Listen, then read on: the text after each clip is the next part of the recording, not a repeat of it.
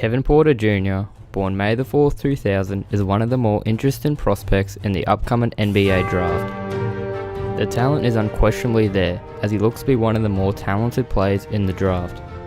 Though he's not projected to be a top 5 pick, a lot of fans and scouts alike think very highly of him, considering he's projected as a late lottery pick. Some would even suggest he could be the next coming of James Harden, whilst others think he could be the next Dion Waiters or J.R. Smith, so ugh. What's going down, fellas? It is your boy Russo, and in this video, I'll be talking about USC's 5-star recruit Kevin Porter Jr. I'll be talking about the positives, the negatives, and what teams he'd best be suited to. The first topic I'll be talking about are the positives. Though he may be projected as a late lottery pick, he still appears to be one of the better offensive players in the league. Prior to playing his first college game with USC, Porter had a lot of hype around him, and it wasn't hard to see why. He was the first 5-star recruit since DeMar DeRozan. When talking about Porter, scouts will tell you his ceiling is as high as anyone else's in the draft, and it's easy to see why people fathom over that. Scouts love to compare him to Harden, as like Harden, is able to create space for his shot at ease. Though Porter only averaged 9 points, 4 rebounds and 1 assist, his numbers do not do it justice, as he only played an average of 22 minutes per game. His per 36 minute stats have him averaging 15 points, 6 rebounds and 2 assists a game. Compared to other projected lottery players, Porter had the second lowest usage rate amongst them. So whilst his stats at first glance aren't certainly eye-popping, he still possesses one of the better offensive skill sets in this year's class. It's not hard to be enticed by Porter's positives. He's a crafty ball handler with wing size that can create space with his handle and also shows flashes of strong finishing at the rim. To be exact, he finished 67% of his shots at the rim this year and shows good shake and shot angle changing when he attacks off the dribble, thus screaming the Harden comparisons even more. Porter shot 41% from 3 in his lone season at USC on around 3 attempts per game. A lot of people love to compare Harden and Porter, as both can create their own shot and are really explosive off the dribble. On the screen, I'm now going to show you footage of a Harden step back 3 compared to a Kevin Porter step back 3 and show you side by side how similar they both are. Step back. Oh! A cold-blooded 3 for James. Matt went to Providence. He was the president of his class, and his sister Katie, she played it.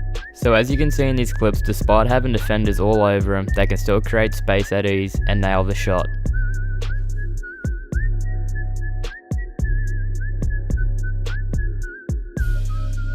So at only 19 years of age, Porter definitely has one of the brighter futures in this class. So even though he seems super skilled on offense, there's still a reason why he's not projected as a top 10 player in the draft. We've just talked about the pros, and now it's time to talk about what is holding him back from solidifying himself as a top 10 pick.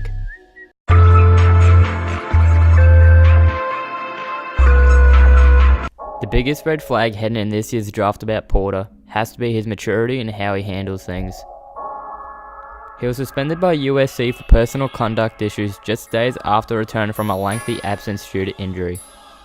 So teams will be looking at that very closely, as the worst thing you can have on your team is a locker room cancer.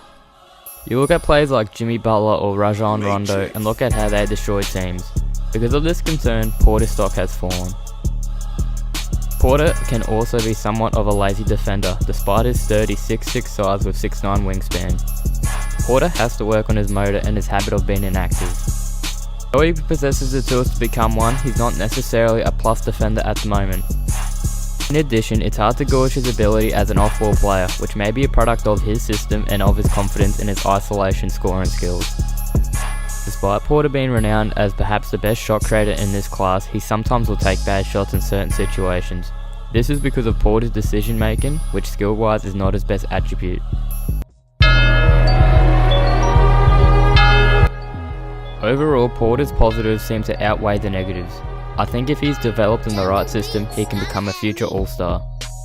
Teams I can see him fitting in and drafting to are the Miami Heat, Boston Celtics, Charlotte Hornets, and the Atlanta Hawks, and I'll tell you why.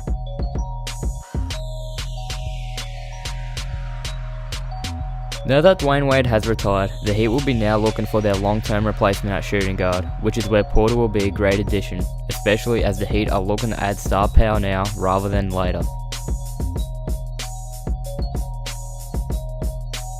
If Kyrie leaves the Celtics, I feel Porter would also get a great opportunity to shine, and would also make for a nice fit with the likes of Jason Tatum and Jaylen Brown.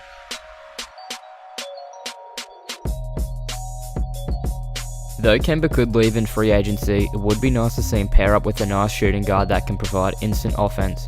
Not a knock against Jeremy Lamb, but the Hornets have been mediocre for some time now, so they might as well go for a player that can make an impact right now.